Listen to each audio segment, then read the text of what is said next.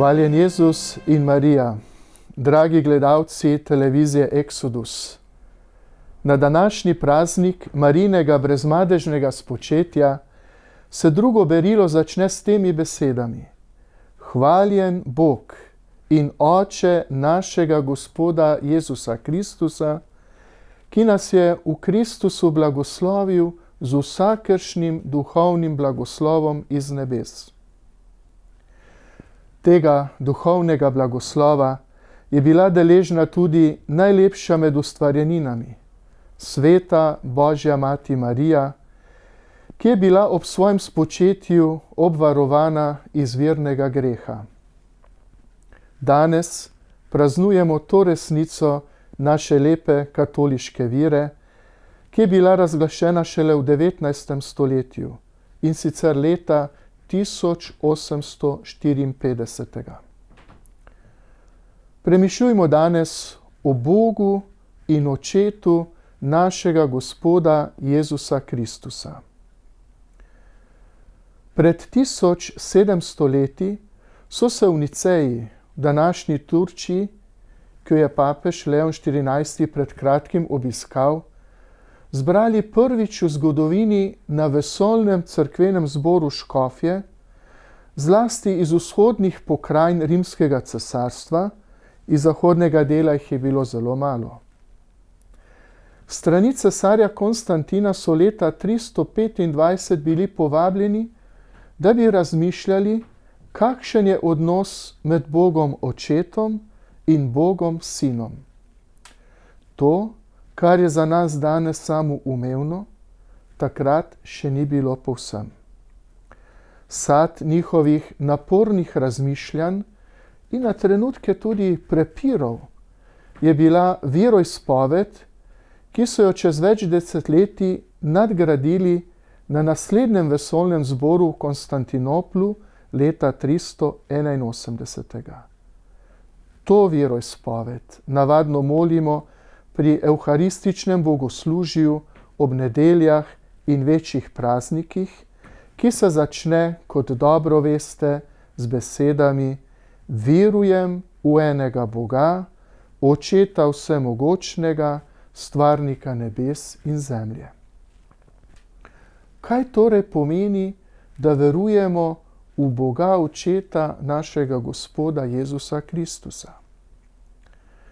Jezus, pravi Bog in pravi človek, nam je v svojem evangeliju razodel, da je Bog troedin. To pomeni, da je en Bog, ki se nam razodeva v treh osebah: Oče, Sin in Sveti Duh. Jezus je Boga imel za svojega očeta. Učil je, da ga tako moramo imenovati tudi njegovi učenci, in to je na najlepši način pokazal, ko je svoje učence učil moliti. Vi torej molite takole: Oče naš, ki si v nebesih, posvečeno bodi tvoje ime. To so Jezusove besede, ker Boga imenuje za svojega očeta in nam ga razodeva kot skupnega očeta. V tej molitvi pravzaprav na najlepši način izpovemo svojo vero v Boga Očeta. To je naše zaupanje vanj in hkrati povezanost z Bogom Očetom, ki pa ima posledice tudi za naše vsakdanje življenje. Ko je namreč sveti Avguštin razmišljal o Gospodovi molitvi, je zapisal: Očeta imamo v nebesih, bodimo pozorni na to, kako živimo na zemlji.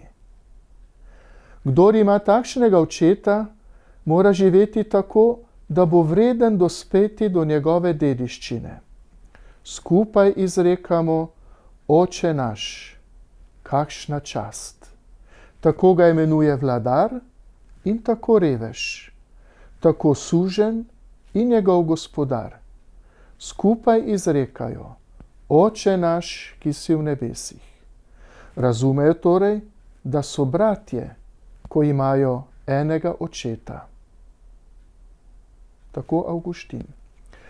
Naš skupni Oče je torej v nebesih, mi vsi pa smo njegovi otroci in v Jezusu Kristusu bratje in sestre. To je velik dar za nas verujoče. Sveti Peter Krizolog ali Zlatobesedni, ki je umrl sredi 5. stoletja, pa je rad poudarjal, da je Bog Oče tudi na zemlji. Takole je nekoč govoril svojim poslušalcem. Oče naš, ki si v nebesih. Ko porečeš to, ne imej v mislih, da ga ni na zemlji. Ne misli si, da je zaprt v prostoru on, ki vse obdaja.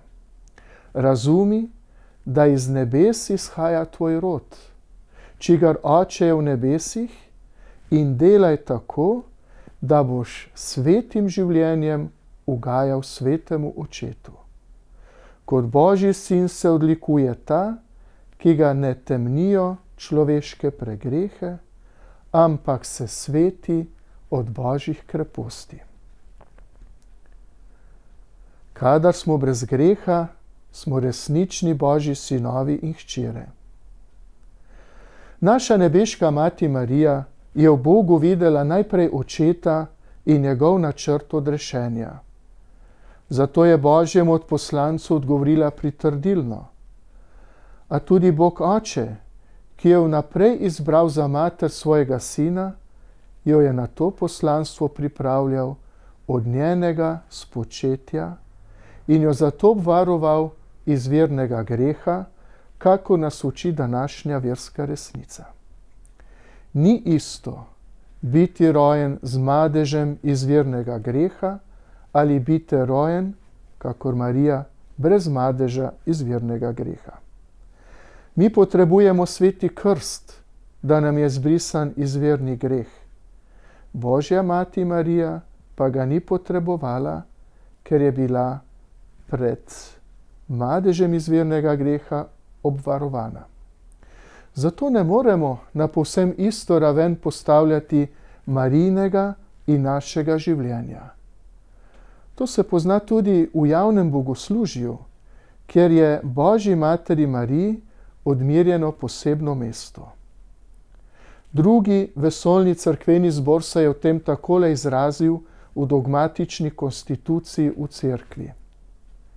Marija je kot najsvetejša Božja mati, ki je bila udeležena pri Kristusovih skrivnostih, po milosti Božji takoj za sinom povišana nad vse angele in ljudi. Zato ji cerkev po pravici izkazuje posebno češčenje.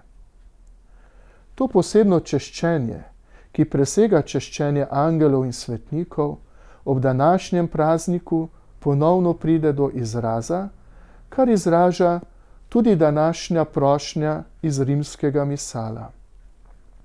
Pravi takole: Sveti Bog, Devica Marija je bila brez madeža spočeta, ker si jo izbral za mater svojega sina. Vsakega madeža si jo že vnaprej obvaroval zaradi odrešilne smrti njenega sina. Na njeno priprošnjo naj tudi mi pridemo čisti k tebi. Po našem Gospodu Jezusu Kristusu, tvojem sinu, ki s teboj v edinosti Svetega Duha živi in kraljuje vekomaj. Amen.